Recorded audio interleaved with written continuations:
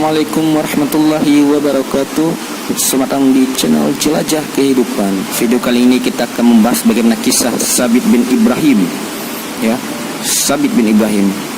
Sebelum kita mulai kisahnya, subscribe channel ini terlebih dahulu agar channel ini terus berkembang dan bermanfaat bagi kalian semua.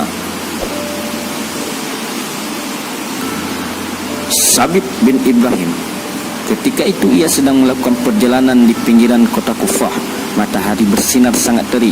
Cuaca panas membuat kerongkongan kering hingga haus pun menyerang. Tanpa sengaja ia melihat sebuah apel ranum berwarna merah menyala tergeletak di hadapannya. Tanpa pikir panjang, ia segera mengambil dan menikmati buah merah tersebut untuk menghalau dahaganya. Belum habis buah itu tangannya, ia segera tersadar bahwa apel itu bukan miliknya. Astaghfirullah, aku makan yang bukan hakku. Siapakah pemilik apel ini? Perasaan gelisah menghantuinya. Dicarinya pohon apel yang tumbuh di sekitar. Ia sangat berharap agar pemilik apel mau merelakan apel yang ada di tangannya itu untuk dimakan. Setelah menelusuri jalanan itu, akhirnya tidak jauh dari tempatnya sederet pohon apel dengan buahnya yang merekah kukuh berdiri di sebuah kebun yang luas. Sabit melihat seorang lelaki di dalam kebun tersebut. Mungkin dia pemilik apel ini. Ia pun menghampirinya dan mengucapkan salam, lalu bertanya, "Apakah engkau pemilik kebun ini? Saya telah memakan apel Anda, untuk itu saya mohon maaf. Sudilah kiranya engkau merelakan apel ini agar halal untuk kumakan." Lelaki tersebut berkata, "Aku bukan pemilik apel itu. Saya hanyalah seorang penjaga kebun di sini." "Baiklah, jika demikian di manakah rumah majikanmu?" "Butuh waktu sehari semalam tiba di sana. Perjalanannya pun tidak mudah. Mengapa tidak kau makan saja apel itu? Toh ia tidak memedulikan sebuah apel. Itu karena hasil kebunnya begitu melimpah ruah," khusus penjaga kebun.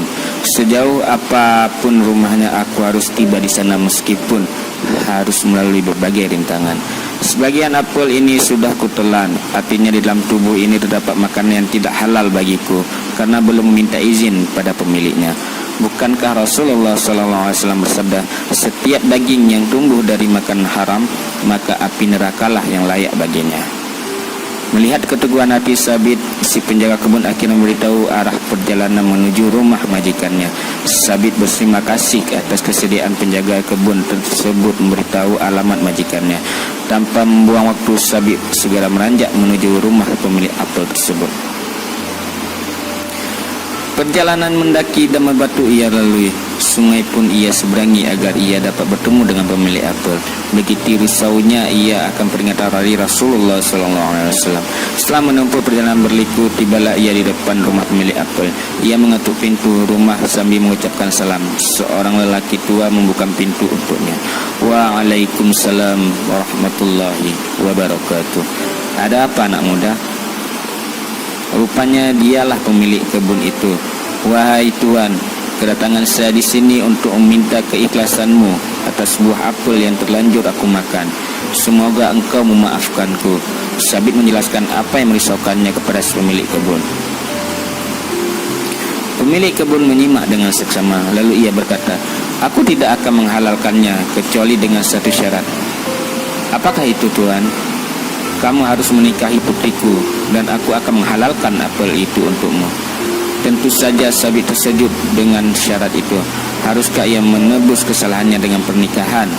Belum habis keterkejutan Sabit, lelaki tua pemilik apel itu melanjutkan, "Putriku bisu, tuli, buta dan lumpuh. Bagaimana? Apakah kamu menyanggupinya?" Sabit pun makin terkejut. Ia harus menikahi perempuan cacat yang akan mendampinginya seumur hidup.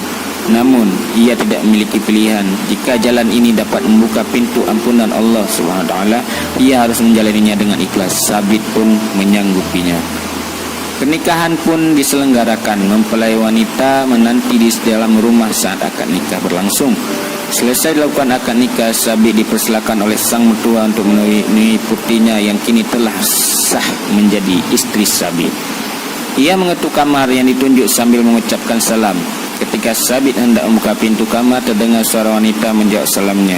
Ia urung masuk ke dalam kamar itu karena yang ia tahu istrinya bisu, tuli dan buta. "Oh, maaf, aku salah kamar." Engkau tidak salah, aku istrimu yang sah, kata wanita di dalam kamar itu. Silahkan masuk, wahai suamiku. Sabit benar-benar dibuat bingung dengan semua kejadian yang dilakukannya belakangan ini. Rasanya mustahil jika sang pemilik kebun berdusta tentang putrinya. Apa untungnya bagi dia? Ketika Sabit masih berdiri di depan kamar, tiba-tiba pintu kamar terbuka. Yang buka adalah seorang wanita cantik yang sehat walafiat, tanpa cacat seperti yang dikatakan mertuanya. Ia makin yakin bahwa ini bukanlah istrinya. Sabit bertanya kepada wanita yang berdiri di hadapannya, jika kau benar istriku, ayahmu berkata bahwa kau buta. Tapi mengapa kau bisa melihat? Ayahku benar, mataku buta karena tidak pernah melihat apa-apa yang diharamkan Allah. Lalu mengapa ayahmu mengatakan kamu tuli, padahal kau dapat mendengar salamku? Itu juga benar. Beliau tahu bahwa aku tidak pernah mau mendengar berita atau cerita yang tidak diridai Allah SWT. Kau pun tidak bisu seperti yang dikatakan ayahmu. Apa artinya?